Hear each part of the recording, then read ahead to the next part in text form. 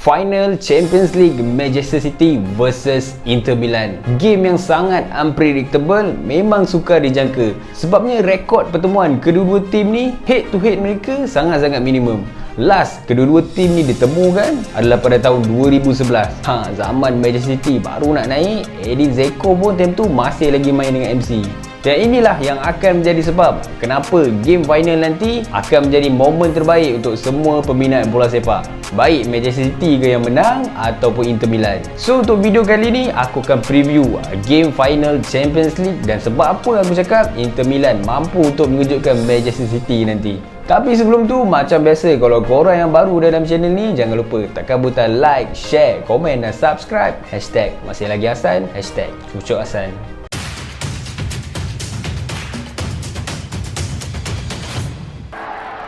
Masih lagi Hasan, Cucuk Hasan. Di atas kertas, memang tak dinafikan current squad Manchester City sekarang ni adalah the best squad yang dorang ada. Dorang mendominasi Premier League yang kononnya the best league in the world. Malukan Real Madrid, defending champions dengan jaringan yang sangat besar. Dan sekarang ni dalam misi untuk mendapatkan gelaran treble dalam hanya satu final game je lagi.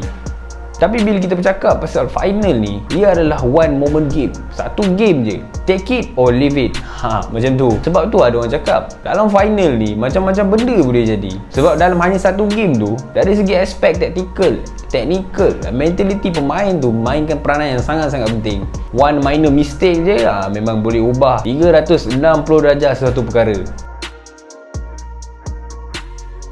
So aku akan mulakan dengan approach tactical defensif daripada Inter Milan.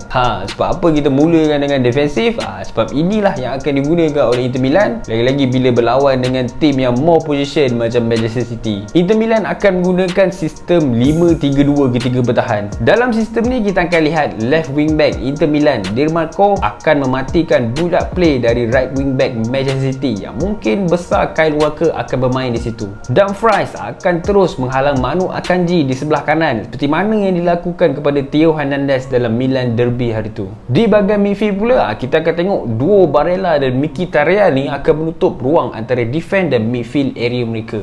Tactical defensif Inter Milan ni memang sangat-sangat unik. Mereka akan melakukan man-to-man passing dalam masa yang sama. Player defensif mereka yang lain akan melakukan zonal marking di kawasan mereka sendiri. Kita akan lihat situasi 3 versus 1 terjadi di area defense dan mid-third area. Mereka takkan membenarkan Gundogan dan De Bruyne selesa untuk memegang bola. Mereka akan pressing as unit dan sentiasa compact di bahagian tengah untuk menyukarkan Manchester City bermain di bahagian tengah yang menjadi senjata terkuat mereka untuk musim ini. Tapi kelemahan yang ada dalam tactical defense ataupun sistem pressing Inter Milan ni adalah player-player mereka sebenarnya perlu kerap untuk communicate each other dan sentiasa discipline untuk memastikan game plan mereka berjaya. Walaupun dalam game final nanti aku predict yang Inter Milan akan put more effort untuk defensif, akan bagi 150% tenaga, tapi sebenarnya kita tak boleh pandang mudah dengan sistem attacking yang mereka akan lakukan. Ketika fasa menyerang, Inter Milan biasa menggunakan formasi 4-3-3. Mereka akan menggunakan wide area iaitu Damian yang bermain sebagai back 3 ketika fasa defense akan switch menjadi right back dan secara automatiknya akan menolak Dumfries berperanan sebagai right midfield.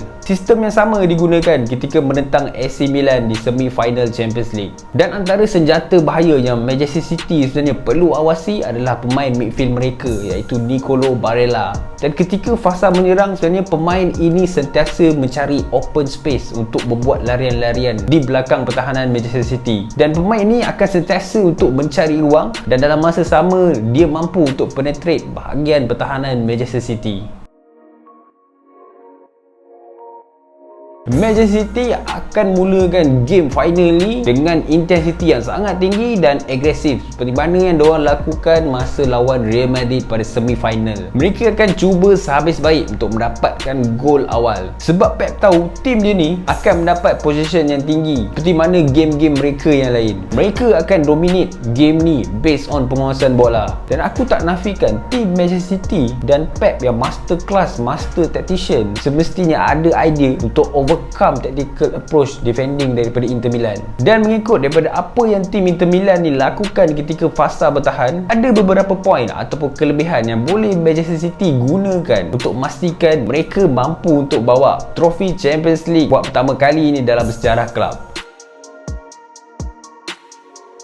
Pertama sekali adalah peranan Erling Haaland. Di sebalik pemain ni yang mempunyai finishing yang sangat padu untuk season ni, Erling Haaland juga adalah antara holding striker yang sangat baik. Dan disebabkan Inter Milan akan main man to man pressing, Erling Haaland akan cuba untuk trap defending shape Inter Milan dengan bermain one touch pass dengan midfield player. Dan konsep dia, Haaland akan drop dan memaksa defend Inter Milan untuk keluar daripada kawasan mereka. Dan ini akan meninggalkan ruang yang sangat besar di belakang pertahanan Inter Milan. Yang kedua adalah dengan melakukan transition daripada right ke left ataupun left ke right dengan sangat cepat dan efektif. Disebabkan pemain Inter Milan akan compact di bahagian tengah dan melakukan pressing in numbers di kawasan-kawasan tertentu, transition yang cepat sebenarnya mampu untuk kurangkan pemain Inter di zone tertentu dan overloadkan pemain Manchester City untuk melakukan serangan di wide area.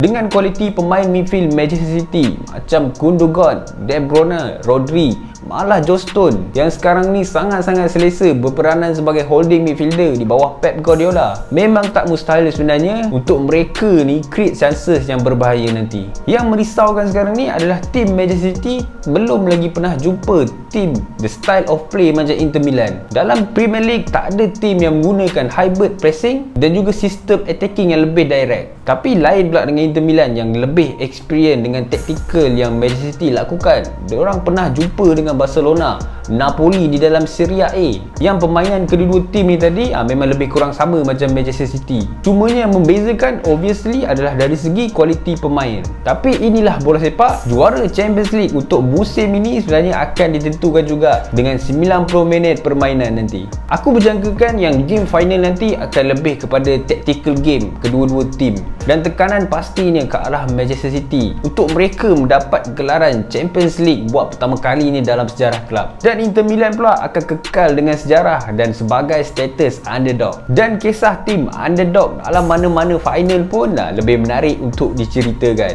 So, aku akan pergi kepada Inter Milan untuk menang dengan penentuan sepakan penalti.